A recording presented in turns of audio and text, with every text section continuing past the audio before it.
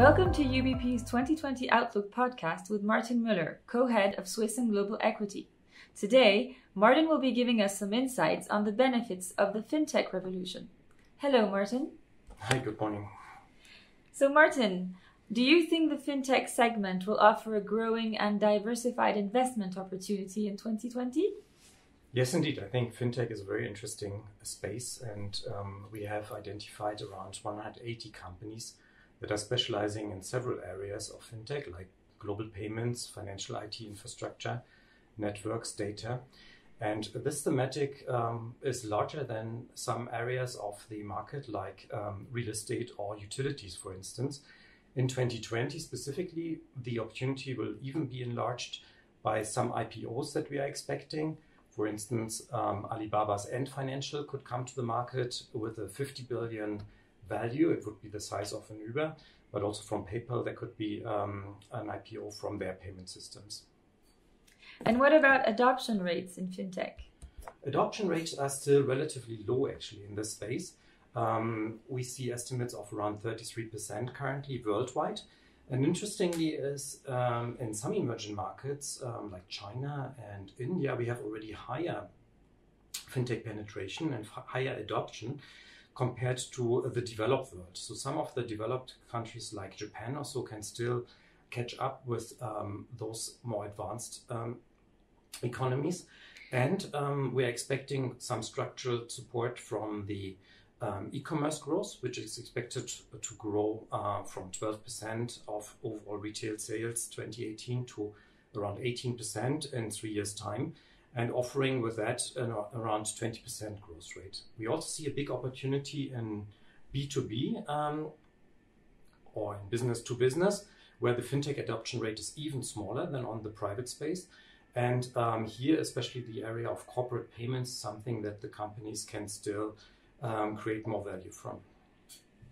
And why are payments your preferred segment in this expanding sector? Yeah, within payments, we find some well-established investment opportunities, profitable companies with high growth rates.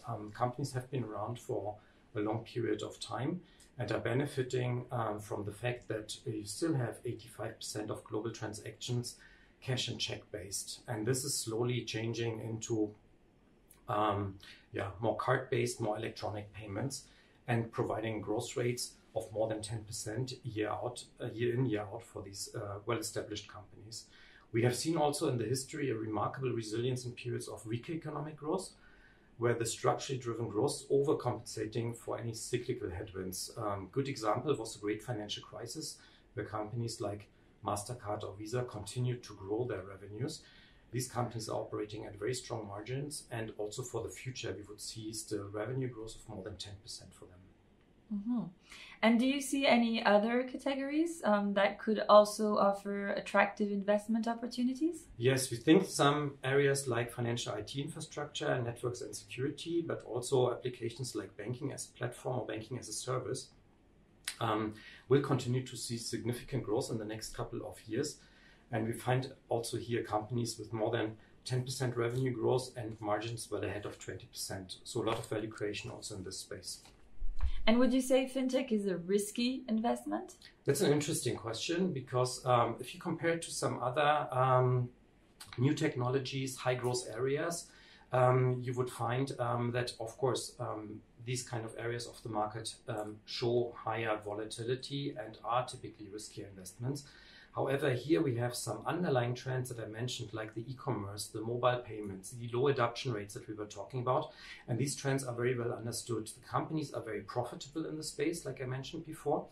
And you have a comparison to other new trends investment, like electrical vehicle charging, even 5G, which we know will be implemented. There's a lot of uncertainty around actually who will be the players, what is this time frame for implementing it.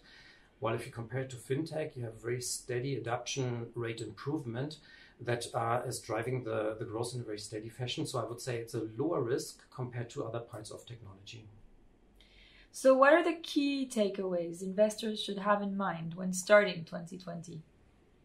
Well, as always, the outlook is somewhat uncertain, and we have a couple of positive points, like there could be solutions to trade war, Brexit, We still have continuous central bank support. On the other hand, we have a couple of negatives because we are still seeing earnings downgrades, and we still see some risks for the fiscal support that's expected not to come through to the same extent. So we would focus on value creation from companies. Central to our investment process there is to look at the cash flow return investment that companies are creating. And there we are actually back to the fintech thematic because, as I said, it's a large ecosystem, active players that are making very good levels of cash flow return investment. So a lot of value creation there.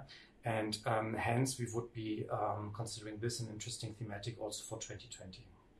Well, thank you very much, Martin. And thank you all for listening. More podcasts on UBP's 2020 Outlook will follow in the coming days. So stay tuned.